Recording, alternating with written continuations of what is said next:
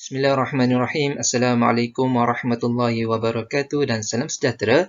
Yang saya hormati Dr. Zulkifli Muhammad selaku pensyarah bagi kursus LMCW 2143 Falsafah dan Isu Semasa. Yang saya kasihi rakan-rakan sekalian. Baiklah, insya-Allah pada kali ini saya akan menerangkan tentang apakah itu aliran relativism. Saya, Ahmad Safwan bin Muhammad Fauzilatun, wakil daripada Kumpulan 4, akan menerangkan berkenaan dengan tajuk aliran relativism. Apa itu aliran relativism? Relativism merupakan satu aliran falsafah yang mana menegaskan bahawa tiada sudut pandangan yang sama berlaku dan semua kebenaran adalah relatif. Apakah itu maksud relatif? Iaitu tidak mutlak kepada sesuatu individu sahaja.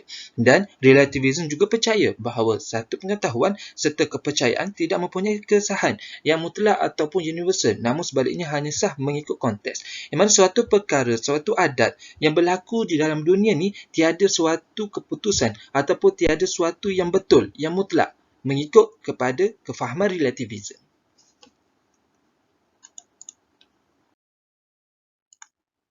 Jenis-jenis relativism dapat dibahagikan kepada dua. Pertama, iaitu relativism budaya, dan yang kedua adalah relativism dari segi moral. Perbandingan relativism budaya dan juga moral. Dari sudut budaya, merujuk kepada suatu kesedaran bahawa orang yang berkelakuan mengikut budaya mereka sendiri dan penilaian harus dibuat berdasarkan budaya masing-masing. Yang mana kalau kita lihat setiap masyarakat ataupun setiap kaum mempunyai budaya masing-masing. Yang mana budaya itu mencerminkan kepada sesuatu kaum. Apabila suatu kaum mengamalkan suatu budaya, maka budaya itu dikatakan benar mengikut kepada kaum tersebut. Seterusnya kepada aspek moral pula. Apabila kita merujuk kepada moral, ia merupakan suatu fakta bahawa suatu akhlak tindakan individu juga relatif kepada kedudukan budaya, agama dan juga falsafah masyarakat. Berbeza dengan budaya, moral lebih merujuk kepada akhlak. Apa yang dibuat tu sama ada betul ataupun tidak. Mengikut kepada budaya suatu kaum, agama bagi sesuatu agama dan juga falsafah bagi sesuatu masyarakat. Seterusnya, kita akan melihat apakah persamaan di antara relativism budaya dan relativism moral. Okey, dari sudut persamaan, kedua-dua relativism ini menolak kepada universality ataupun tidak mutlak. Yang mana kita perlu faham, di dalam konsep relativism, tiada suatu jawapan yang mutlak bagi sesuatu perkara. Jadi, kedua-dua relativism ini menolak kepada konsep universality, yang mana tiada jawapan yang mutlak dalam sesuatu perkara. Seterusnya, kita akan melihat kepada apakah itu istilah relativism budaya. Okey, relativism budaya ni adalah suatu kesedaran bahawa orang berkelakuan mengikut budaya mereka sendiri dan penilaian harus dibuat berdasarkan konteks budaya itu sendiri dan bukannya menentang kriteria budaya lain. Yang mana kalau kita nak lihat bahawa suatu perkara yang dilaksanakan, suatu perkara yang diamalkan daripada dulu, daripada zaman berzaman adalah benar ataupun tidak mengikut budaya itu. Kalau kita nak menilai sesuatu budaya dengan budaya lain, jadi dia tidak ada kaitan ataupun tidak boleh dilakukan kerana dia akan menentang apa kefahaman ataupun apa perbuatan yang telah diamalkan daripada dulu lagi bagi sesuatu budaya. Kerana sesuatu perkara boleh dikatakan benar bagi budaya tersebut, tetapi boleh dikatakan salah kepada budaya yang lain. Jadi tidak adil untuk kita nak menilai sesuatu fahaman bagi sesuatu budaya mengikut kepada suatu fahaman bagi budaya yang lain. Okey, seterusnya, semua konsep, sikap dan nilai-nilai budaya tidak dapat difahami atau ditafsirkan di luar konteks budaya tersebut. Oleh itu, kepercayaan dan sistem nilai seseorang harus difahami dalam konteks budayanya sendiri. Yang mana sesuatu perkara yang dilaksanakan, suatu perkara yang diamalkan adalah benar ataupun tidak mengikut kepada neraca kebenaran dalam budaya itu sendiri. Kalau di dalam budaya itu ada dilaksanakan apa yang diamalkan, jadi boleh dikatakan yang diamalkan itu adalah benar. Apa sikap yang ditunjukkan, yang dipamerkan adalah sikap yang ada di dalam masyarakat tersebut menjadi suatu budaya bagi suatu masyarakat. Jadi sikap yang dipertontonkan, sikap yang dipamerkan merupakan sikap yang benar bagi budaya tersebut. Okey, seterusnya, hal ini kerana budaya adalah sebahagian daripada sistem simbolik yang luas, kompleks dan juga spesifik. Kerana bagi setiap masyarakat mempunyai yang boleh dikatakan sebagai identiti, yang mana budaya ini menjadi sebagai identiti bagi sesuatu kaum dan juga bagi sesuatu masyarakat. Dari sudut sejarahnya pula, konsep relativisme budaya seperti yang diketahui dan digunakan pada hari ini telah dikembangkan sebagai alat analisis oleh Franz Boas, iaitu seorang ahli antropologi Jerman Amerika pada tahun-tahun awal abad ke-20, dan idea ini telah dipopularkan oleh anak muridnya. Istilah relativisme kebudayaan dicipta oleh James Ray Miller pada pertama kali dicatatkan oleh Alain Locke pada tahun 1924. Baiklah, kita akan tengok dengan lebih lanjut apakah itu relativisme kebudayaan. Didasarkan pada hakikat bahawa tidak ada suatu aturan dasar khusus untuk apa yang baik dan apa yang jahat. Kita tak boleh nak menyatakan bahawa budaya ini adalah budaya yang baik, budaya ini adalah budaya yang jahat. Tidak boleh, sebab dalam aliran relativisme adalah suatu perkara itu adalah tidak mutlak.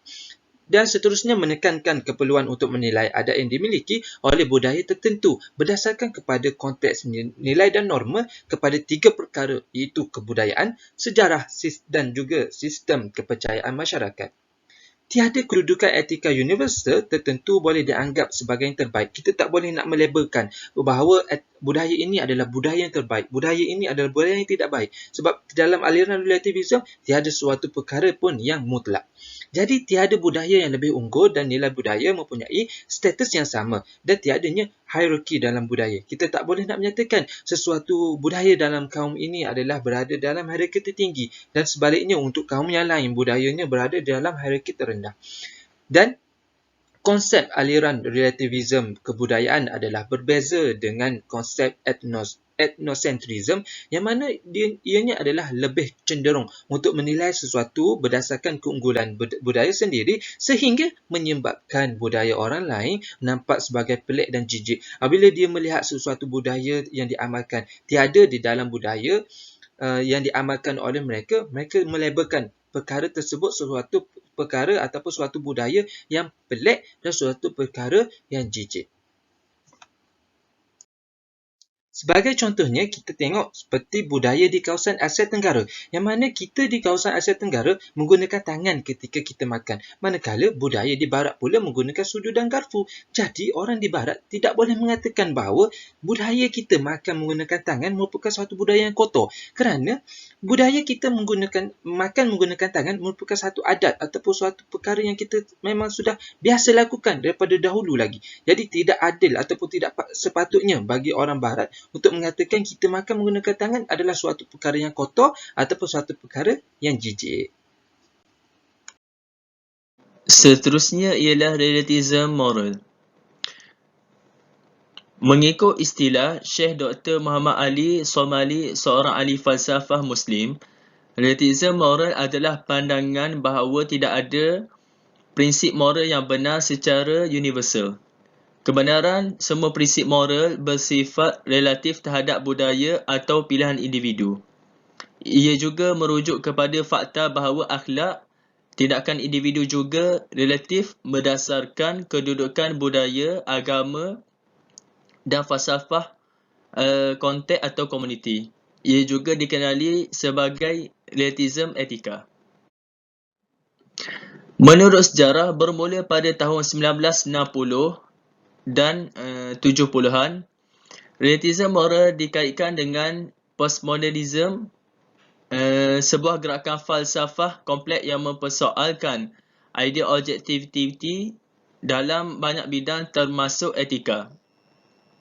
Ahli falsafah Jerman Friedrich Nietzsche 1844 hingga 1900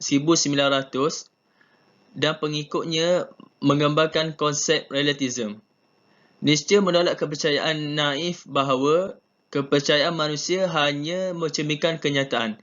Sebaliknya, setiap kepercayaan kita didasarkan dengan perspektif yang betul atau tidak betul.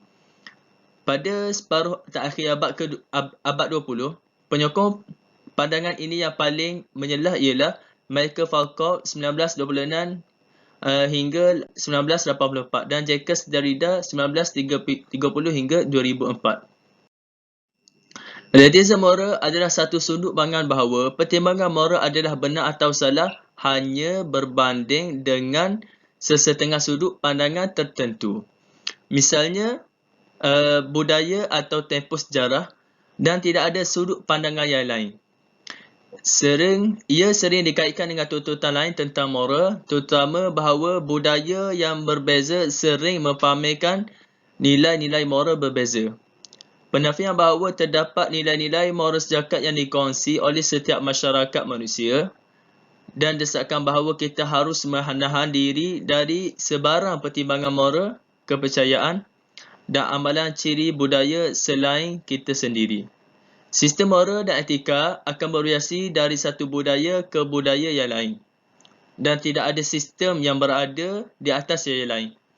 Relativisme moral juga menegaskan bahawa tidak ada moral atau etika sejagat. Kadang-kadang dalam konteks yang sama, penghakiman moral satu masa boleh dianggap satu perkara yang tidak bermoral pada suatu masa yang lain. Contohnya ialah orang Katilia yang memakan ayah mereka yang telah mati sebagai penghormatan. Kebanyakan daripada tanggap kita bahawa hal tersebut adalah tidak bermoral. Sedangkan bagi orang Katilia bahawa membakar atau mengubur orang mati adalah perbuatan yang menakutkan dan tidak bermoral sama sekali. Sebagai contoh lain, di Sri Lanka, kadang-kadang kembali poligami dalam praktiknya. Sebab amalan ini adalah supaya tanah itu tidak terkeluar daripada keluarga mereka sendiri. Walau bagaimanapun pada masa kini di tempat kita, poligami dianggap tidak bermoral dan tidak boleh diterima oleh sesetengah pihak kerana di tempat kita menerima amalan monogami. Apa yang dapat kami simpulkan tentang perbincangan relativisme dan aliran-alirannya ialah kita mungkin sedikit sukar untuk menerima konsep ini kerana kita memiliki keyakinan yang kuat pada norma budaya kita sendiri. Namun, kita juga sukar untuk menjelaskan kebenaran atau kesalahan yang mutlak di satu sisi pihak dan menggunakan perspektif keadaan untuk keadaan lain. Relativisme juga dianggap mustahil kerana seolah-olah ia menolak idea yang hak dan salah secara menyeluruh. Pengkritik budaya relativisme berpendapat bahawa harus ada yang mutlak dan tidak dapat dipertikai tentang kebenaran atau salah walaupun ia budaya sesuatu masyarakat. Dunia moden secara umumnya memeluk kuat konsep relativisme budaya kerana mereka menerima toleransi dan penerimaan makna yang baru. Dalam sosiologi, konsep ini diamalkan untuk mengatasi masalah kecenderungan budaya yang telah melanda penyelidikan. Ia sangat mempengaruhi sains sosial seperti antropologi.